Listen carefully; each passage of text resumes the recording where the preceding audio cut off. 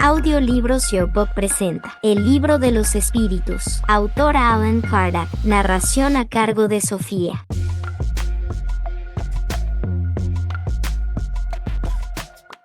Capítulo 3. Creación, formación de los mundos, formación de los seres vivos, poblamiento de la tierra, Adán, diversidad de las razas humanas, pluralidad de los mundos, consideraciones y concordancias bíblicas referentes a la creación, formación de los mundos. El universo comprende la infinidad de los mundos que vemos y que no vemos, los seres animados e inanimados, los astros que se mueven en el espacio, así como los fluidos que lo llenan. El universo ¿ha sido creado o es eterno como Dios? Sin duda no ha podido hacerse solo. Además, si fuese eterno como Dios, no podría ser obra de Él. La razón nos dice que el universo no ha podido hacerse a sí mismo y, dado que no puede ser obra del acaso, debe ser obra de Dios. ¿Cómo creó Dios el universo? Para servirme de una expresión común, por medio de su voluntad. Nada describe mejor esa voluntad todopoderosa que las bellas palabras del Génesis. Dijo Dios: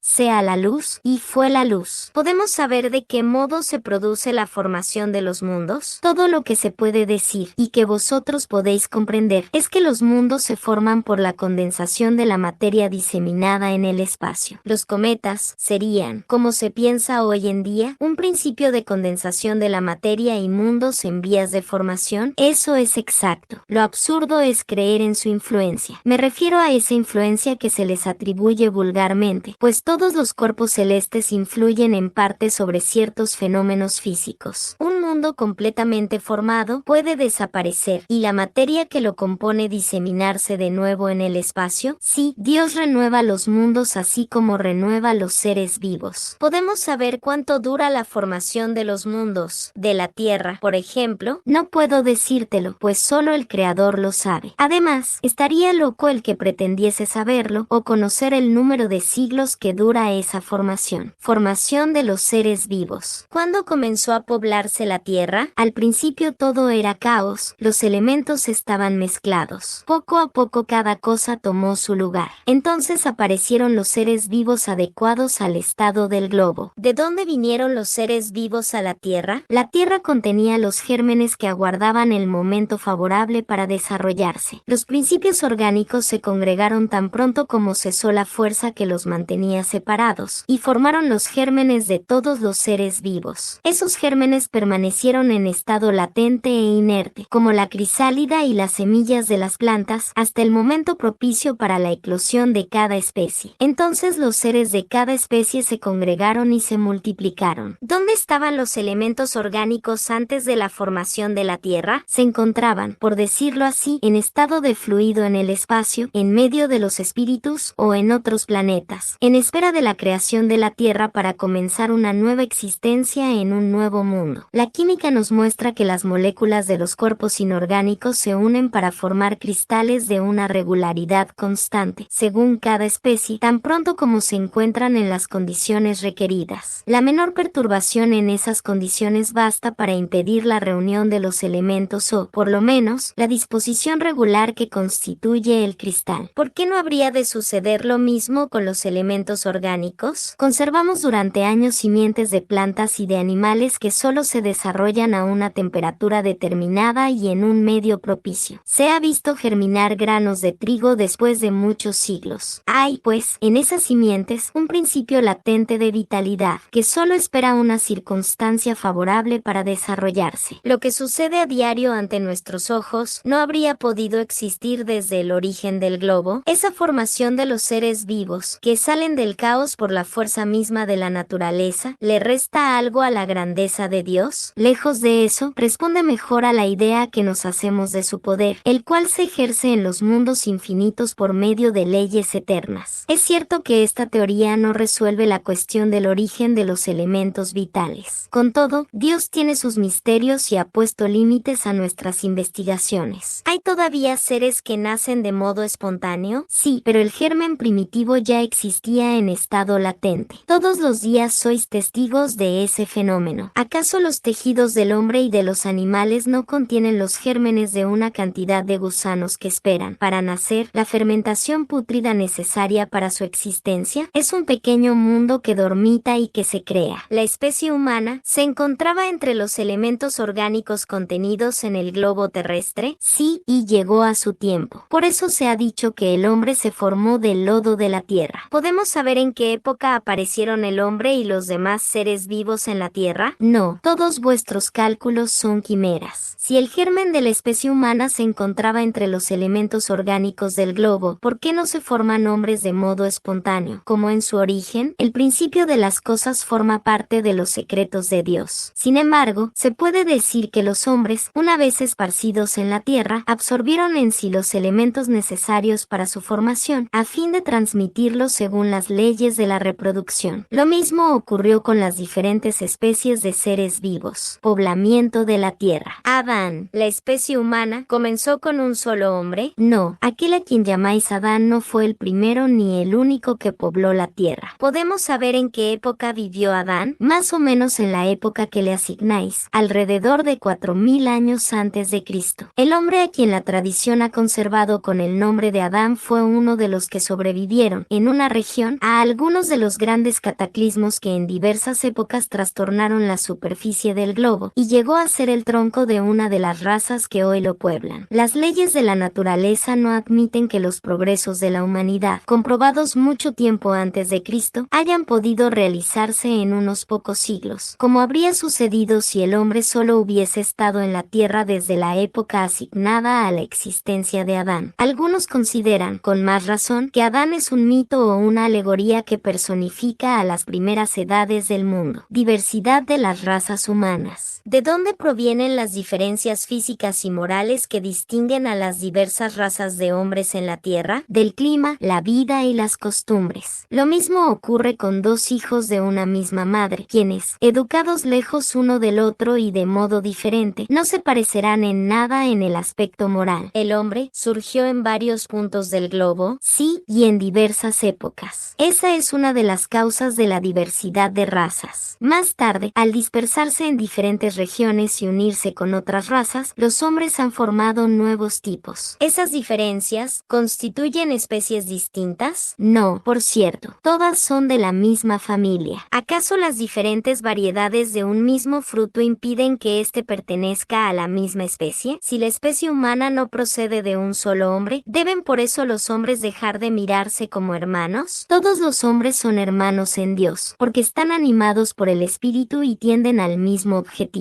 Vosotros siempre queréis tomar las palabras al pie de la letra. Pluralidad de los mundos. ¿Los mundos que circulan en el espacio están habitados? Sí, el hombre de la tierra está lejos de ser, como cree, el primero en inteligencia, bondad y perfección. Sin embargo, hay hombres que se consideran muy importantes y se imaginan que solo este pequeño mundo tiene el privilegio de contar con seres racionales. Orgullo y vanidad. Creen que Dios ha creado el universo para ellos solos. Dios ha poblado los mundos con seres vivos, todos los cuales confluyen en el objetivo final de la providencia. Creer que los seres vivos se encuentran limitados al único punto que nosotros habitamos en el universo sería poner en duda la sabiduría de Dios, que no ha hecho nada inútil. Él debió asignar a esos mundos un objetivo más serio que el de recrear nuestra vista. Nada, por otra parte, ni en la posición, ni en el volumen, ni en la constitución física de la Tierra, puede razonablemente hacer suponer que solo ella tiene el privilegio de estar habitada, con exclusión de tantos millares de mundos semejantes. ¿Los diferentes mundos poseen la misma constitución física? No, no se parecen en modo alguno. Dado que la constitución física de los mundos no es la misma en todos ellos, ¿se puede concluir que los seres que habitan en ellos poseen una organización diferente? Sin duda, como entre vosotros los peces están hechos para vivir en el agua y las aves en el aire. Los mundos que están más alejados del sol se encuentran privados de luz y calor. Dado que el sol solo se presenta a ellos con la apariencia de una estrella, ¿creéis, pues, que no hay otras fuentes de luz y de calor más que el sol? No contáis para nada con la electricidad, que en algunos mundos desempeña un papel que no conocéis, y mucho más importante que en la Tierra. Por otra parte, no hemos dicho que todos los seres vean de la misma manera que vosotros y con órganos conformados como como los vuestros. Las condiciones de existencia de los seres que habitan en los diferentes mundos deben ser apropiadas al medio donde son llamados a vivir. Si nunca hubiésemos visto peces, no comprenderíamos que algunos seres pueden vivir en el agua. Lo mismo ocurre en los otros mundos, que contienen sin duda elementos que no conocemos. ¿Acaso no vemos en la Tierra las largas noches polares iluminadas por la electricidad de las auroras boreales? ¿Acaso es imposible que en algunos mundos la electricidad sea más abundante que en la Tierra y desempeñe un papel general cuyos efectos no podemos comprender? Esos mundos pueden, pues, contener en sí mismos las fuentes de calor y de luz necesarias para sus habitantes. Consideraciones y concordancias bíblicas referentes a la creación. Los pueblos se han formado ideas muy divergentes acerca de la creación, según el grado de sus luces. La razón, apoyada en la ciencia, ha reconocido la inverosimilitud de algunas de esas teorías. La que ofrecen los espíritus, en cambio, confirma la opinión que los hombres más instruidos admiten desde hace mucho tiempo. La objeción que se puede hacer a esta teoría es que contradice el texto de los libros sagrados. Sin embargo, un examen serio permite reconocer que esa contradicción es más aparente que real, y resulta de la interpretación dada a lo que a menudo tiene un sentido alegórico. La cuestión del primer hombre en la persona de Adán, como único tronco de la humanidad, no es la única sobre la cual las creencias religiosas han tenido que modificarse. El movimiento de la tierra pareció, en cierta época, tan opuesto al texto sagrado que no hubo un solo tipo de persecuciones a las que esa teoría no haya servido de pretexto. No obstante, a pesar de los anatemas, la tierra gira, y hoy nadie podría refutarlo sin agraviar a su propia razón. La Biblia afirma también que el mundo fue creado en 6 días, y fija la época de su creación alrededor del año 4000 antes de la era cristiana. Con anterioridad a esa época la tierra no existía, pues fue extraída de la nada. El texto es preciso, pero sucede que la ciencia positiva, la ciencia inexorable, viene a probar lo contrario. La formación del globo está escrita con caracteres inalterables en el mundo fósil, y está probado que los 6 días de la creación son otros tantos periodos, cada uno de los cuales abarcó tal vez varios cientos de miles de años. No se trata de un sistema, una doctrina o una opinión aislada, sino de un hecho tan constante como el del movimiento de la Tierra, y que la teología no puede rehusarse a admitir, pues constituye la prueba evidente del error en el que se puede caer si se toman al pie de la letra las expresiones de un lenguaje que suele ser figurado. ¿Es necesario concluir de ahí que la Biblia está en un error? No, los hombres se han equivocado al interpretarla. Al explorar los archivos de la Tierra, la ciencia descubrió el orden en que los diferentes seres vivos aparecieron en su superficie, y ese orden concuerda con el indicado en el Génesis, con la diferencia de que en vez de haber salido milagrosamente de las manos de Dios en algunas horas, esta obra se realizó siempre por su voluntad, pero de acuerdo con la ley de las fuerzas de la naturaleza, en algunos millones de años. ¿Es Dios menos grande y poderoso por ello? ¿Su obra es menos sublime porque le falta el prestigio de la instantaneidad? Es evidente que no. Sería preciso formarse una idea muy mezquina de la divinidad para no reconocer su omnipotencia en las leyes eternas que ha establecido para regir los mundos. Lejos de menoscabar la obra divina, la ciencia nos la muestra con un aspecto más grandioso y más conforme a las nociones que tenemos del poder y la majestad de Dios, incluso porque se ha realizado sin derogar las leyes de la naturaleza. La ciencia, de acuerdo en esto con Moisés, ubica al hombre en último término en el orden de la creación de los seres vivos. No obstante, Moisés fija el diluvio universal en el año 1654 de la creación del mundo, mientras que la geología nos demuestra que el gran cataclismo se produjo antes de la aparición del hombre, puesto que hasta el día de hoy no se ha encontrado en las capas primitivas ningún rastro de su presencia, ni de la de los animales de su misma categoría desde el punto de vista físico. Sin embargo, nada prueba que esa presencia sea imposible. Muchos descubrimientos ya han planteado algunas dudas al respecto. Puede ser, pues, que de un momento a otro se adquiera la certeza material de que la raza humana es anterior al gran cataclismo, y entonces se reconocerá que en este punto, como en otros, el texto bíblico es figurado. La cuestión es saber si el cataclismo geológico es el mismo que el de Noé. Ahora bien, el tiempo necesario para la formación de las capas fósiles impide que éstas se confundan. Por eso, cuando se encuentren rastros de la existencia del hombre antes antes de la gran catástrofe, quedará probado que Adán no fue el primer hombre o que su creación se pierde en la noche de los tiempos. Contra la evidencia no hay razonamiento posible. Será necesario aceptar este hecho, así como fueron aceptados el movimiento de la Tierra y los 6 periodos de la creación. Por cierto, la existencia del hombre antes del diluvio geológico es aún hipotética, pero aquí hay algo que lo es menos. Si se admite que el hombre surgió por primera vez en la Tierra 4000 años antes de Cristo, y si 1650 años más tarde toda la raza humana fue destruida, con excepción de una sola familia, resulta de ahí que el poblamiento de la Tierra comenzó recién en la época de Noé, es decir, 2350 años antes de nuestra era. Ahora bien, cuando los hebreos emigraron a Egipto, en el siglo XVIII a.C.,